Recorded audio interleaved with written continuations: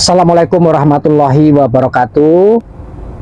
Para sahabat yang berbahagia, hari ini kita ikut selebrasi perayaan dilantiknya Agus Harimurti Yudhoyono, Ketua Partai Demokrat, anak Susilo Bambang Yudhoyono, mantan presiden kita, sebagai Menteri ATR, menggantikan Hari Cahyanto yang mengisi jabatan kosong Menko Polhukam yang ditinggalkan oleh Bapak Mahfud MD.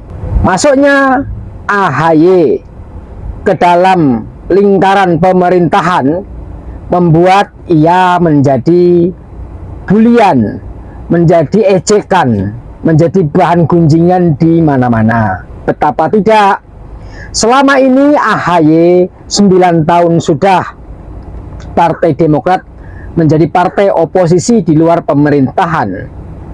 Seluruh kader Demokrat, baik dari SBY sampai kader-kader yang muda-muda, melakukan berbagai macam kontrol terhadap pemerintahan Presiden Jokowi, selalu nyinyir, selalu mengkritik, selalu berseberangan dengan pemerintah tempo hari. Bahkan AHY mengatakan infrastruktur itu bukan persoalan yang diperlukan oleh masyarakat. Masyarakat tidak butuh aspal, tidak makan jalan, tidak makan aspal. Rakyat itu mau makan beras, maunya sembako murah.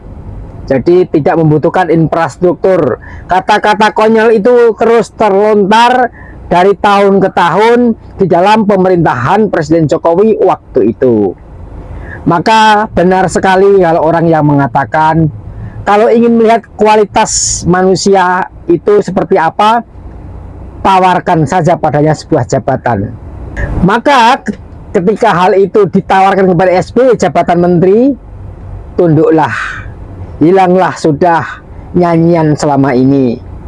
Sekarang siap patuh untuk tunduk, mengabdi, menghamba kepada pemberi jabatan. Jadi tidak ada lagi yang namanya berseberangan atau kontra atau mengkritik. Yang ada hanyalah siap melaksanakan, siap mendukung, siap mensukseskan. Dan ini sangat ironi.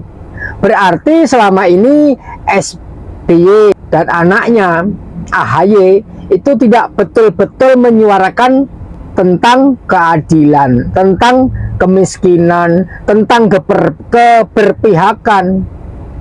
Buktinya ketika dirangkul ke dalam lingkaran pemerintahan yang ia kritik, dia ringan sekali melangkahkan kakinya tanpa banyak pertimbangan lagi, karena memang itu jabatan yang sudah diidam-idamkan. Tidak jadi presiden, tidak jadi wakil presiden, jadi menteri. Itulah impian selama ini. Supaya itu didapat, maka momen Pilpres inilah yang dimanfaatkan betul oleh pihak kelompok Demokrat. Dan berhasillah AHY menduduki jabatan sebagai Menteri ATR dan BPN. Apakah juga nanti setelah 6 bulan, 8 bulan kemudian dilantik presiden yang baru, AHY juga akan masuk ke dalam kabinet berikutnya, atau malah ia disingkirkan? Itu semua biarlah menjadi wacana perpolitikan ke depan. Yang jelas hari ini orang semakin tahu ternyata AHY tidak serius dalam mengkritik kebijakan-kebijakan Presiden Jokowi. Semuanya itu dilakukan saat belum dikasih jabatan. Tetapi kalau sudah dikasih jabatan, maka mudah sekali ia akan melupakan kritik-kritik itu. Jadi AHY ini hilang intelektualitasnya setelah ia mengikuti para politisi yang lain, tergiur oleh jabatan, melupakan narasi-narasi opininya selama ini. Sejak digital yang bertebaran itu tidak bisa dihapus begitu saja. Tentu andai kata AHY membuka atau mengkliknya lagi, pasti dia akan malu dengan ucapan-ucapannya selama ini. Nampaknya yang dilakukan Presiden Jokowi merangkul AHY masuk ke pemerintahan saat ini itu seperti seolah-olah Presiden Jokowi ingin menunjukkan kepada Prabowo, karena tempo hari Prabowo bertemu dengan SBY di Pacitan. Ada konsolidasi di antara mereka berdua tentunya. Dan hal ini ditangkap oleh Presiden Jokowi.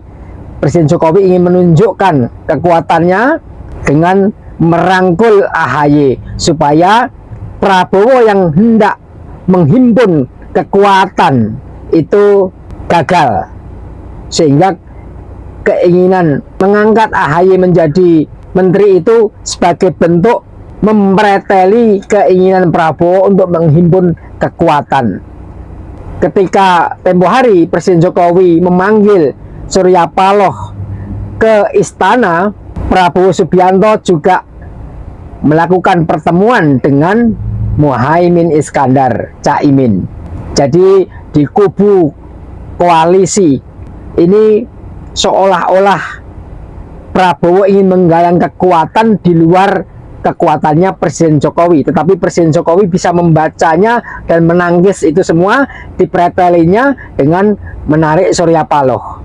Jadi sekarang ini Presiden Jokowi tidak ingin kekuatannya itu berkurang, dikurangi oleh Prabowo. Dan Prabowo juga ingin mengatakan bahwa cukuplah sudah ia menjilat ke Presiden Jokowi. Ia dengan terpilihnya menjadi presiden kali ini ingin mengatakan bahwa selamat tinggal Presiden Jokowi, saya sudah tidak mau lagi nunduk-nunduk menjilat kepada Anda, karena tujuan sudah terperoleh.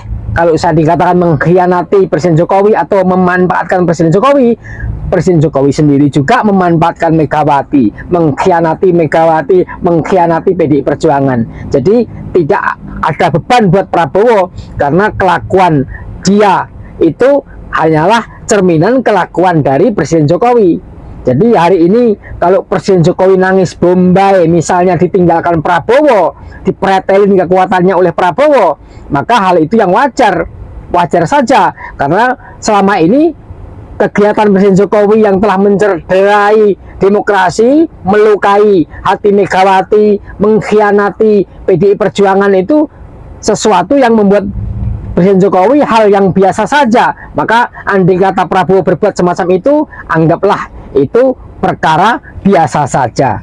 Jadi ke depan kayaknya Prabowo ini akan terus bergerilya untuk menyusun kekuatan yang di luar Presiden Jokowi, tidak mau didikte oleh Presiden Jokowi. Prabowo pelan-pelan ingin menyingkirkan pengaruh Jokowi, termasuk Gibran. Gibran ini hanyalah wakil presiden, jadi dia ingin meletakkan Gibran ini sebagaimana Kiai Haji Ma'ruf Amin sebagai wakil presiden yang tidak punya taring, tidak punya kemampuan yang menonjol. Jadi dia menghadiri acara-acara seremoni, kegiatan-kegiatan itu yang kelasnya kelas yang tidak begitu penting.